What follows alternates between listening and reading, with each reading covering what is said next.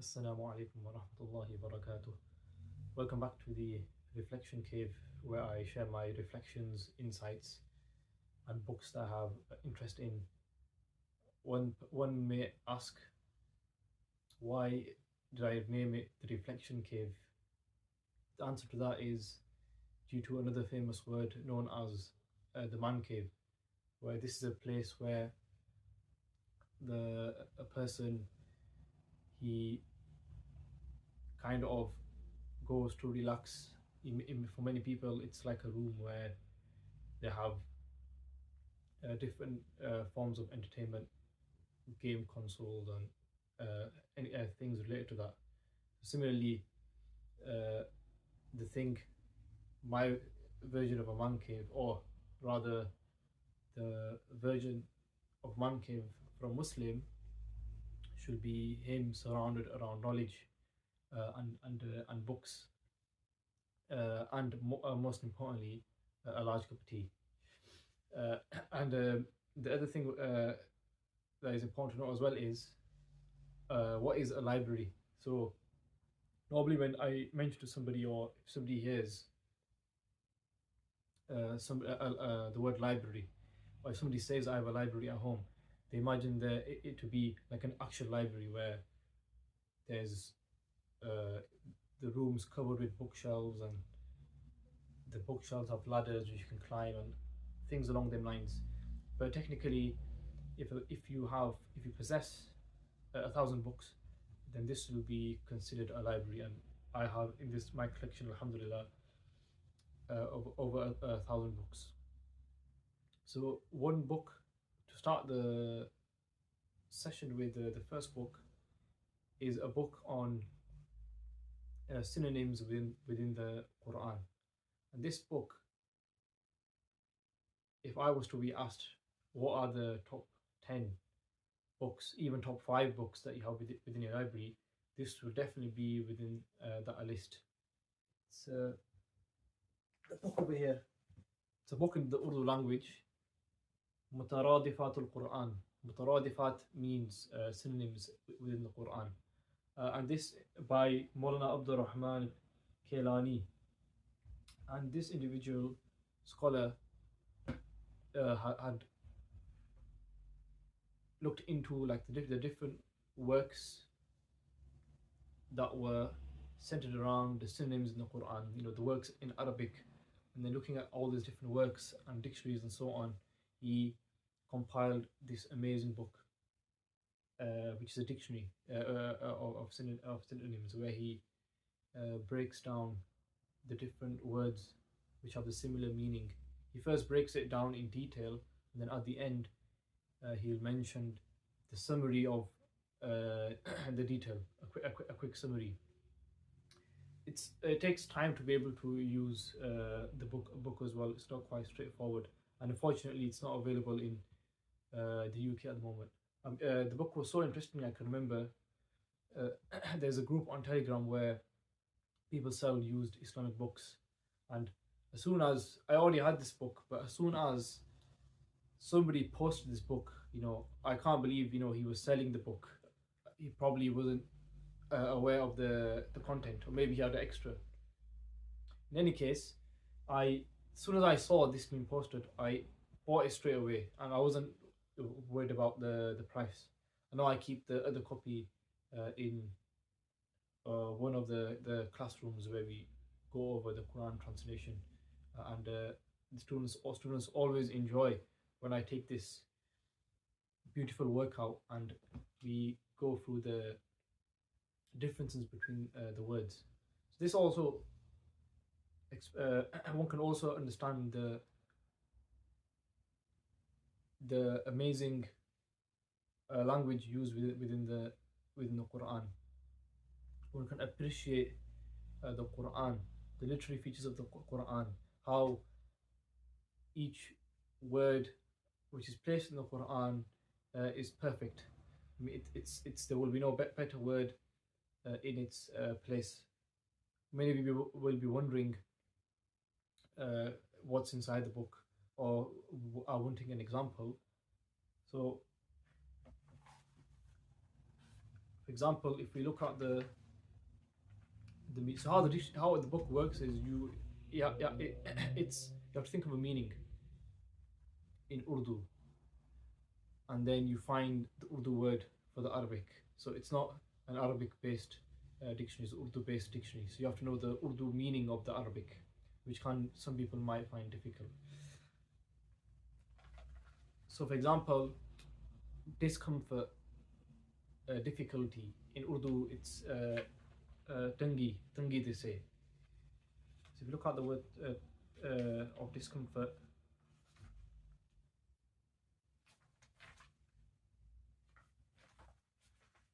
from here I can see that there are 5 words in the Quran to give the meaning of a difficulty. If I go to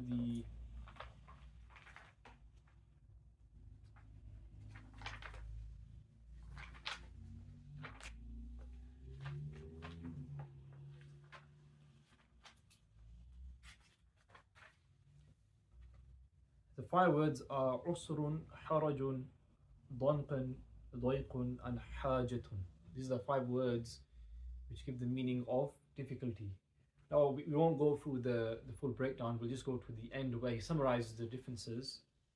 So at the end he has mentioned usrun is used for the time of difficulty. The word harajun means, in Urdu it says dil ki tangi, which means the heaviness of the heart, a kind of emotional suffocation. The other word is danqan, which is used in the Quran, danqan. This refers to the difficulties of life. The 4th word is dayqun, and this refers to a place of difficulty, unlike us, which is a time of difficulty. And the final word used is hajatun. We mentioned in the Quran that they do not find haja within themselves. This does not refer to the haja that we normally hear, which means need. This refers to the heaviness of the heart one feels when he needs something completing.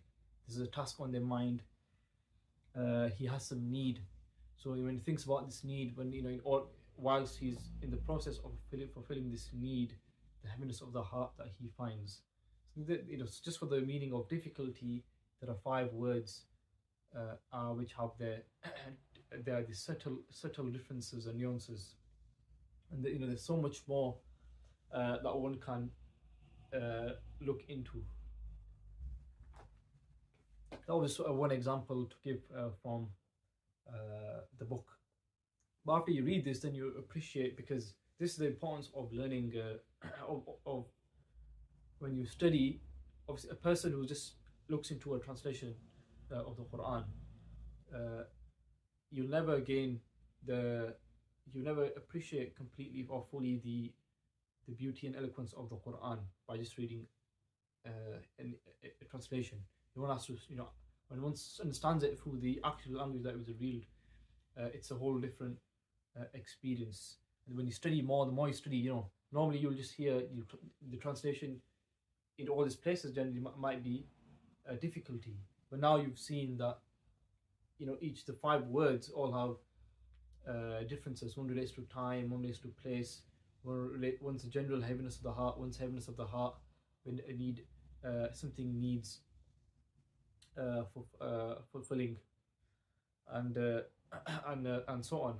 There are many more examples that one can look into. So this is a very important gem which will build a person's connection with the Quran and appreciates the literary features. There's another scholar that I wanted to mention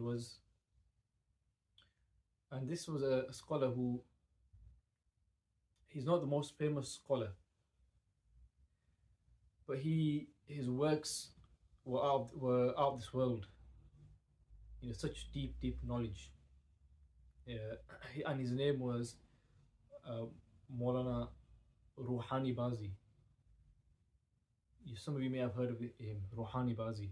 Even when we were studying, here and there we heard his name, and there was always this, for some reason, fascination with him. We always wanted to know more about him. A teacher might mention one of his works, on a random occasion for whatever reason. They always spark our interest, because if you look at any one of his works and you see how he's looked into a topic in such in depth, of course, naturally you want to know if there's any other works that he has. Now I have a couple of his works. I wish I had all of his, but for example, I have a book where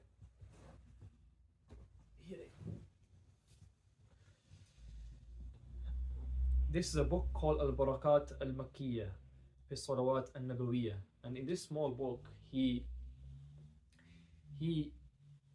mentions, if I can remember,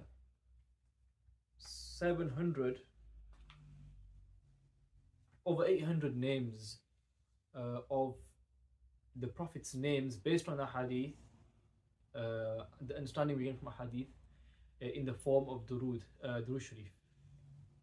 A full book just on the names. And in every single his book, the beautiful thing is they will always mention the different books that he has written with an explanation. This is a good feature and aspect of his books. And when you're just reading the books that he has written, is another enjoyable thing to do. A person, you think, is like when a person sees he's hungry, like we have currently fasting, and he sees tasty food, starts to drool, maybe his stomach starts to rumble. This is like an intellectual drooling and rumbling of the stomach when you read his books. Like the other books I have of his,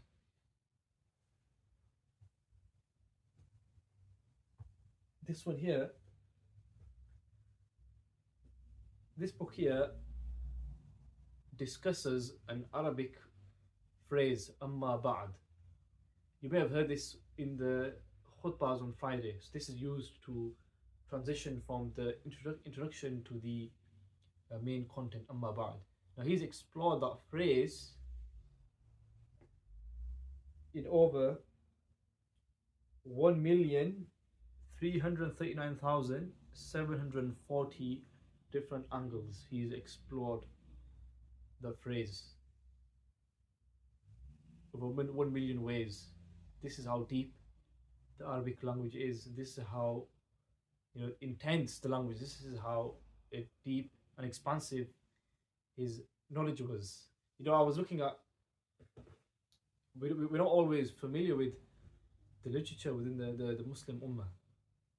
I came across this novel where the person, he created his own language for the novel. It was a mixture of like 70 languages. It's meant to be one of the most complex and difficult novels. I think it's called Finnegans Wake, I think it's called. And then but equally, when there's so much amazing works we have in the Islamic world, like this work, he's explored one phrase over 1 million ways. SubhanAllah. Another one of his works is, if I can find it,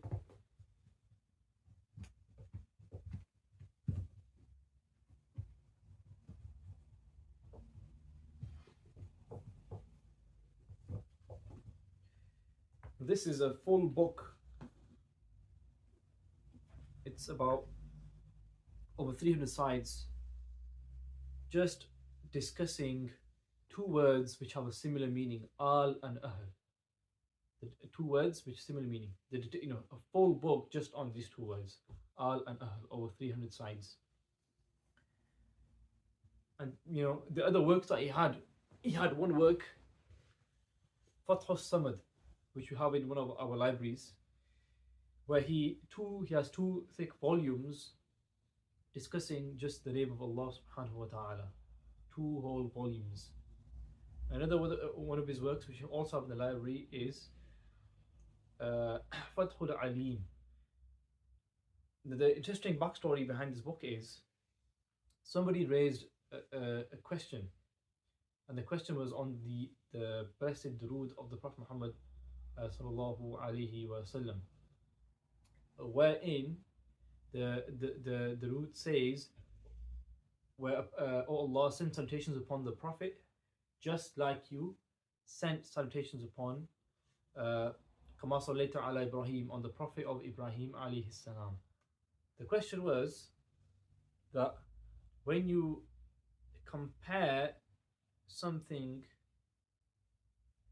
to something else, for example, you say he's as brave as a lion, the thing you're comparing with usually will have more of the quality. Otherwise, there will be no need to compare. So there's the bravery is a key aspect of the lion, one of the key qualities of the lion. So you've compared somebody with the lion, that he's like a lion. You say he's like a lion. You're trying to compare him with the quality of bravery, which is of course found more in the lion. So the question was that does this show that the Prophet Ibrahim Islam was of a higher rank than the Prophet Muhammad sallallahu alaihi wasallam? This was the question. Now he wrote a full book on this topic. I can just find it in the back. So they mention his works in each of his books.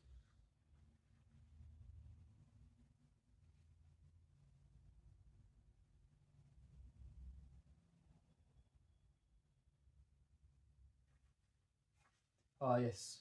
So he gave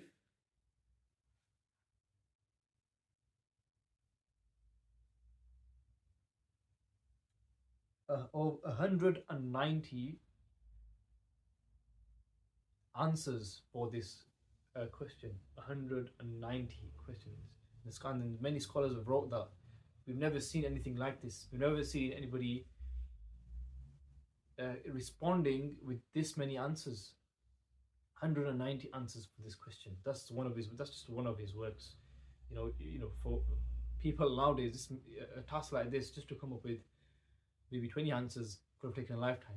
This is one of his works where he's given 190 answers, and many more works where his commentary of a book of hadith, Tirmidhi, is in 50 volumes, which hasn't been published yet. His commentary of Tafsir Baydawi is in 50 volumes, and you can just from this you can get idea of the caliber of this amazing scholar. I definitely recommend, especially those that are studying, or those that want to study, look into his life, look into his books, purchase his books. Some individuals are such that you digest and you buy all of their books.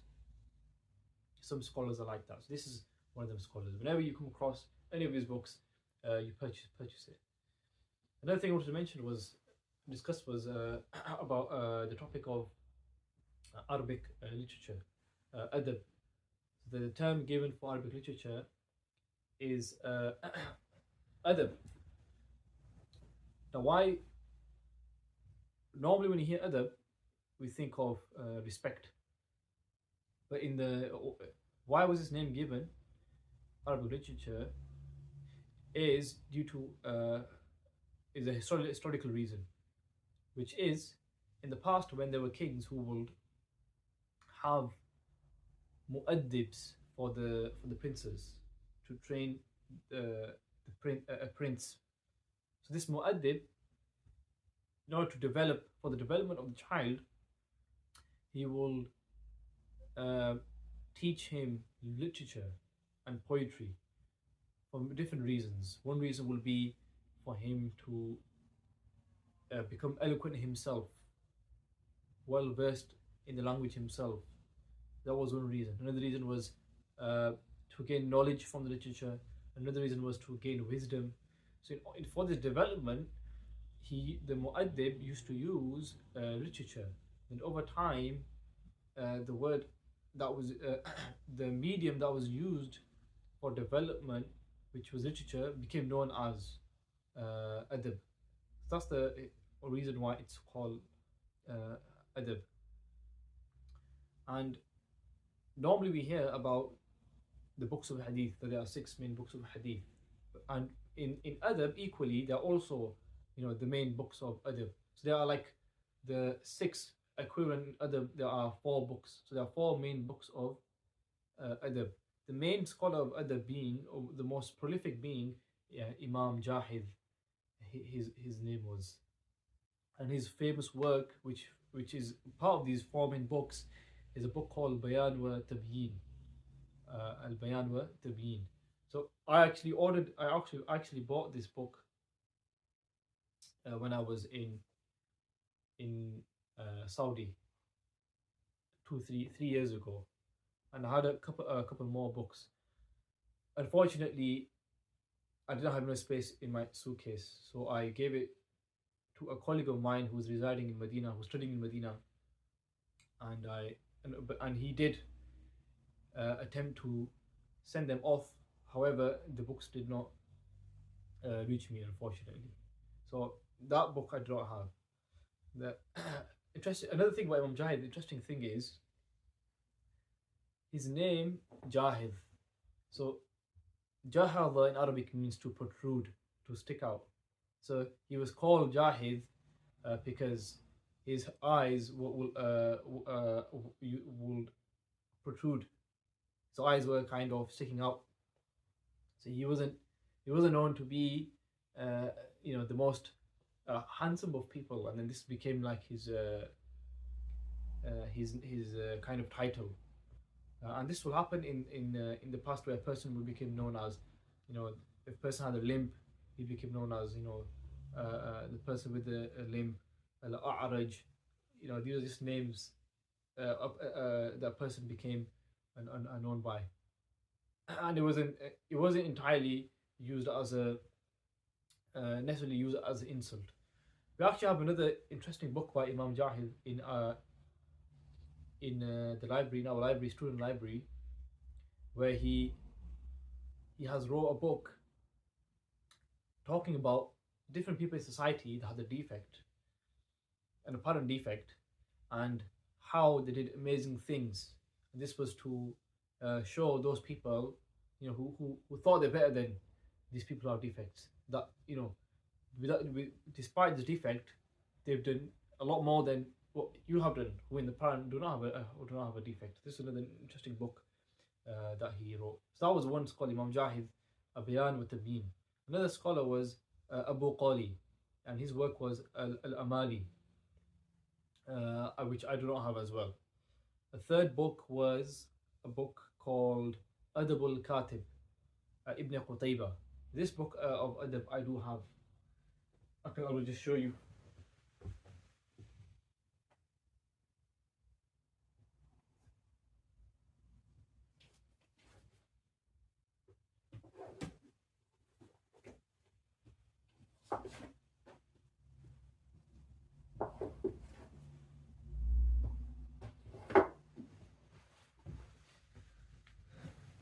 So this is the work, Al-Adabul Katib Ibn Qutayba.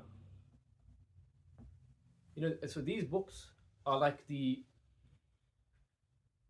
usul, where the principles of the lugha of language, you will find the principles of language within these books, and you won't find you will find Arabic literature, but you also find the other different sciences related to language within these books. And the fourth book is which Al-Kamil, which is this. The one I have is in 4 volumes. Al-Kamil. This is by Mubarrad rahimahullah, was another famous scholar. So these 4 books are like the 4 main books of Arabic literature: Al-Kamil, Adabul Katib, Amali, and Bayan wa-al-Tabyi by Imam Jahid. Another interesting incident I wanted to share was that when we were studying in Leicester, in the Islamic Dawah Academy, it's been discontinued, but they used to allow the students to order whatever books they want from Pakistan. So I can remember one year, the final year that this happened, one book that was on the list was a book called Al-Aqdul Farid. Al-Aqdul Farid. And I ordered the book thinking, there was another book which had a similar name, and that was a book I wanted. But when the books came, it turned out to be a book of adab. But then I thought to myself, because like I mentioned in one of the previous sessions, that I've always liked to have possessed books of different fields and topics. So I never gave much attention to the book. It was just catching dust for a long time, until I had an opportunity to teach a book of Arabic literature about 3-4 years ago. So when I was teaching the book, of course, when you're teaching, you don't teach the book, you're teaching the science through the book. So the teacher has to develop within the science, not specifically the book. So I was looking into the science of what can I read to improve my Arabic literature and so on. And then I came across a great scholar, Shaykh Ruhani Bazi, where he mentioned that one of the best books that he's read in Arabic literature is Al-Aqdul Farid. And one amazing thing that he has done is he has gathered many things from the previous books, like the 4 I just mentioned. So then I, at times try to read that book. It's currently in our student library. I used to have it at home, but as you can see, there's no space. Now, literature is very important when it comes to appreciating Arabic literature. When it comes to appreciating the style and language of the Quran, is because the Arabs at the time were, their use of language was at its pinnacle, at its peak. Yet when they heard the Quran, it was something they were moved by. A person can, when studies Arabic literature, he will develop the same kind of feeling for the Quran. That how can it be that they were masters of the language, and when they heard the Quran, they couldn't compete with it. It was something unusual, different, something new and different to them. And you find many incidents of different people and leaders and of the Arab from the Quraysh, or from the people of Makkah, that they will, even though they were the enemies, the leaders of the enemies of the Prophet ﷺ, when they would hear the Quran, they would be moved by the Quran. It was enchanting for them. It was something out of the world. So that's one of the reasons, or important reasons, one of the important reasons of studying Arabic literature. And poetry is very important. Poetry is extremely important. The reason why poetry is important is because a person, if you can understand the poetry within any given language, that is a good indication that you have a good grasp of the language. This is the same reason why we are taught poetry, especially in the Islamic studies, the Darse Nizami. And one translation of the Quran was by an Orientalist, A.J. Arbery, and according to Mufti Taqi Uthman rahimahullah, hafidhahullah, this translation of the Quran, he has said, is the best translation produced by any Orientalist. So in translation, is important a person is a master of, alongside knowing the different sciences, it's important a person is master of the Arabic language and the master of the language he is translating the Quran into. Now, if you look at A.J. Arbery, he actually has a book which I don't possess, it's on my to buy list, which is a lengthy list. He actually has a book introducing and discussing Arabic poetry, the same scholar who has translated the Quran. So then you can understand why his translation will be of a high degree. It's because he had a good grasp of the English language and the Arabic language. Another thing that's important to talking about translations understand is idioms. So how something is expressed in one language, a figure of speech, is not expressed in another language in the same way. And many of us who speak different languages experience this. That I might have a figure of speech in your mother tongue, but if you translate that directly into English, you won't have the same meaning. This is an example given in a set I recently bought. So this is a 10-volume set I brought. This is what scholars from Azhar, where they're all discussing the ruling of the translation of the Quran, and they have a deep look into this whole genre. I can just show you the set.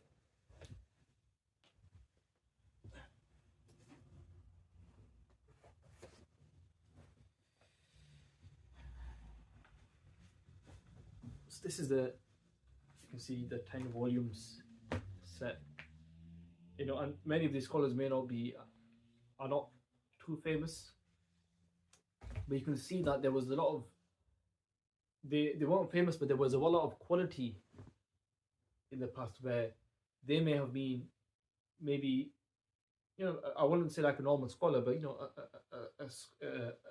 a scholar who has a high post, but not like the most famous scholars, but they had a high level of quality, was far spread and widespread. So one of these books that I was just flicking through, this book is Al-Asas al-Qawim, Al-Asas al-Qawim, and the scholar is Abdul Fudail Abdul Rauf. They're not a famous scholar like when you hear Suyuti, everybody knows Suyuti. So he gives this example when he's speaking about translation, about idioms. Example he gives is,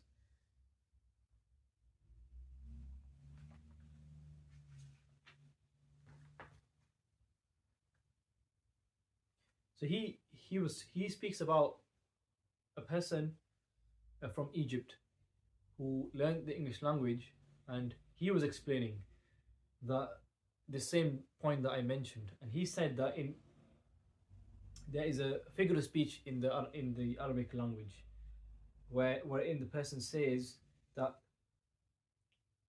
he wants to make a ladder of me. I mean that is a translation of the figure of speech in the Arabic language.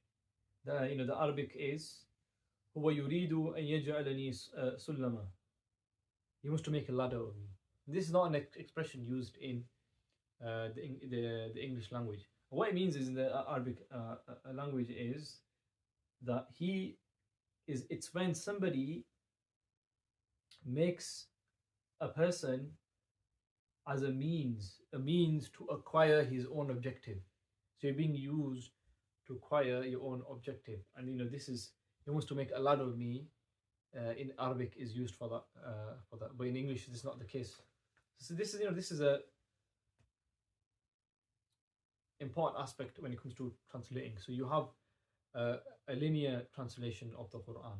Now I have some like points and notes when it comes to different reflections on the translation of the Quran. Maybe I can have a different session just going through the notes that I prepared for the students. So one is a linear translation where you're kind of attempting to just translate word to word.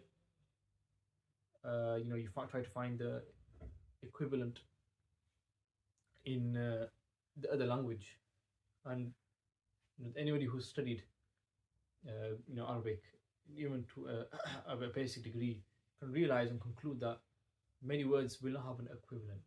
But just to gain some closeness to the text, when especially when for those who are beginning to study, or just those who are looking at the translation for a linear translation, they look at linear translation, and then you have the idiomatic translation, and this is aimed to get the meaning within the other language across, not necessarily finding the equivalent word, just wherever the meaning is. So there might be 4 words in the other language, but to get the meaning across, you need 15 words. So this would be the idiomatic translation, and generally this is the style, or should be the style of the translation, and the best translations are those that are idiomatic, have idiomatic translations. Now, when you're looking at one thing which those who translators will mention is that whenever you look at different translations, one question you will always get asked is, what is the best translation? So they will tell you that there is no single perfect translations, a perfect translation. There's no single book. You have to look at, different translations may produce a verse that is, the best translated. One translation might have a lot of things which don't seem to be the best translation. This is a general thing with translations. You see, you will have to always, a person always should attempt to read in the actual Arabic language. It reminds me of Imam Shafi rahimahullah said. He said that those who know Arabic and don't know Arabic are like the jinns of the humans, because the jinns can see the humans, but the humans can't see the jinns. Meaning, if you know Arabic, you can see something what others can't see. So the other key thing is looking at how much expertise did the individual translator have and how much time did he spend. So based on these two things, two translations which I don't currently possess, I'm trying to acquire, is one is Quran Bihal by Shaykh Ruhani Bazi. He spent around 17 years on this translation with a scholar of Arabic and Tafsir. For 17 years he spent on this translation.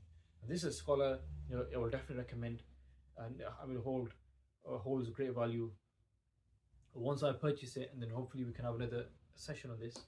Another translation is by a scholar called Ahmad Zaki, and his translation is called The Gracious Qur'an. This is a 20 years project. A 20 years project has gone behind this translation of Qur'an. This is what you look at. So there's no perfect translation, and look at the how much time they've put into the translation, how much expertise that they have. And I just remembered looking at the different translations. A famous person, one is a Martin Luther that we hear about all the time, MLK. There was another Martin Luther of the Protestants, the Protestant Christians, and they have written that Martin Luther actually was familiar with the Quran and its teachings, because he actually used he was influenced by many of the teachings of the Quran, in the sense that they supported his view against the Pope.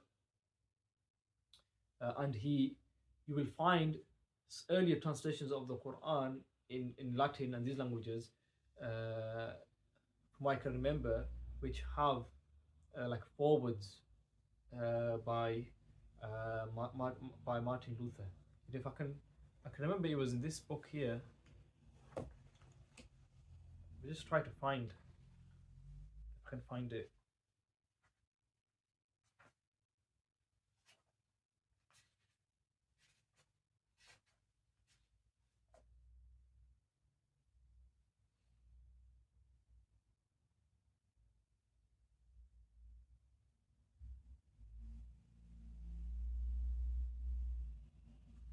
Yes, so Martin Luther was born in 1483, and he died in the year 1546. So it's going a while back, and he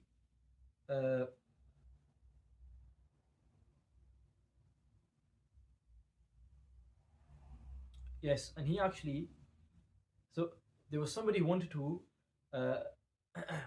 publish in his time a a translation of the Quran. And however, the person received a lot of opposition, and the individual who helped him disseminate the translation was no other than Martin Luther. So he supported him in this translation, even though he received a lot of opposition.